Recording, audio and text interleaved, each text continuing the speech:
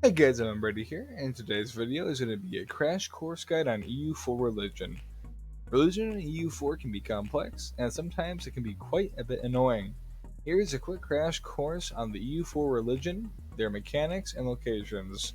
First, we'll be talking about the locations. Christianity can be found in Europe, the Caucasus, and in East Africa. Islam will be in West Africa, Northern Africa, as well as East Africa. It can be found throughout the Middle East, Central Asia.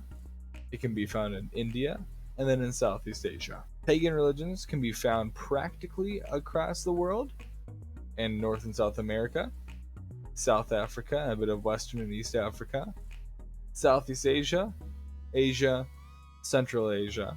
Eastern religions, East Asia, and some of Southeast Asia as well. The Dharmic religions can be found in India, and then a bit of Southeast Asia as well.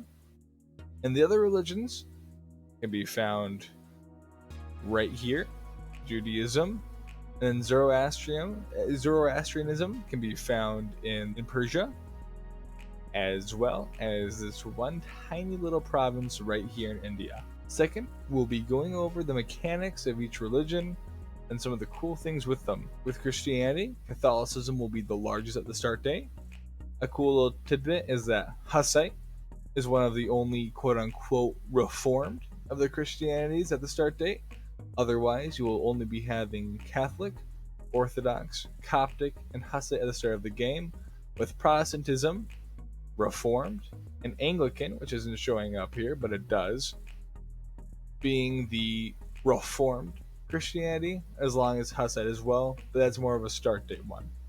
Orthodoxy will be in Eastern Europe as well as the Caucasus. Coptic Christianity will be starting off in Africa, and a cool thing with them is that they have 5 major centers of Reformation throughout the Middle East that when they take it, they get buffs for them. The Protestant Reformation, as I said before, it'll be Reformed Christianity, and then there will be a large league war between Reformed Christianity and Catholicism in the Holy Roman Empire for the dominant religion. There are debuffs with Christianity, where if you are a Reformed Christianity, you'll have a lot of negative modifiers with Catholic countries. On to Islam. It is quite literally everywhere. It is the largest of the starting religions. It can be found from Northern Africa, West Africa, as I said before, all across. Sunni is the largest one, and most countries will be following it, besides Shia, as it can be found in Persia, and then most of the Indian sultanates will also be Shia. And then Abadi can be found right here and right here.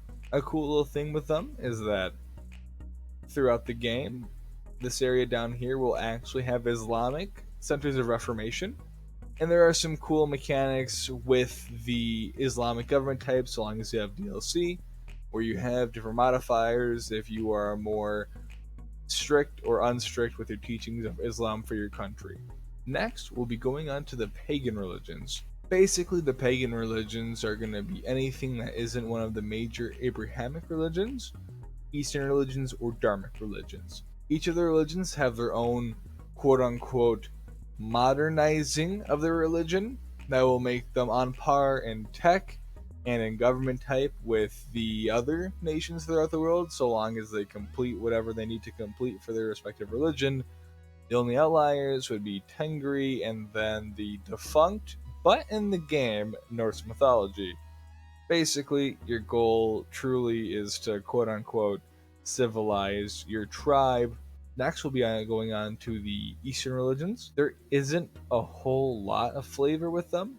Confucianism is a very stable religion.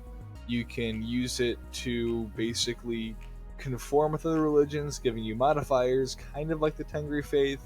Shintoism just gives you a lot of, are we open or closed to the outside world? You get different modifiers from it.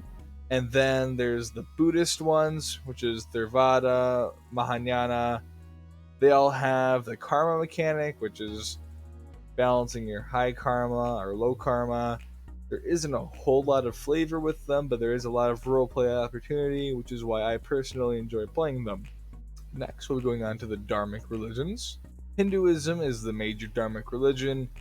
Basically, the only real flavor thing with Hinduism would be that every single time you get a new leader, you are able to pick a modifier for said leader. So it's very strong with republics because you're constantly cycling in these different modifiers. And then Sikhism will basically be having gurus for your leaders, and you can stack these modifiers that you get to choose up to 6 times. They do cost some power, but it is a very strong mechanic.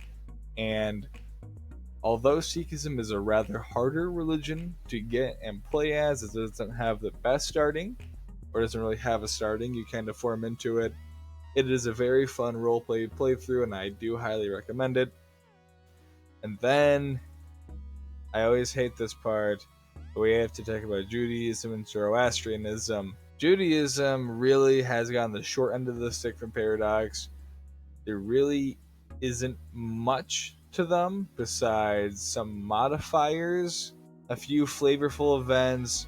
They have a really bad starting position only right here in East Africa. Very, very enriching and fun roleplay playthrough trying to reform a Jewish empire. And then Zoroastrianism, one of the coolest, flavorful religions.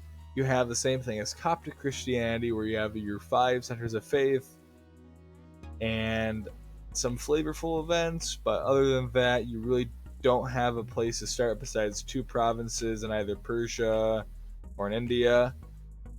Overall, a fairly enjoyable campaign for both of them. Just be forewarned that it probably wouldn't be the most easy of them. And there you guys have it. This was a crash course guide just to get you some information on the religions in EU4. Any questions, concerns, anything like that, leave them in the comments, and I'll be sure to have more in-depth material for you guys. If you want to see where I got this information from, or you want to read more about it, it'll be in the description. You guys have a wonderful night. Thank you.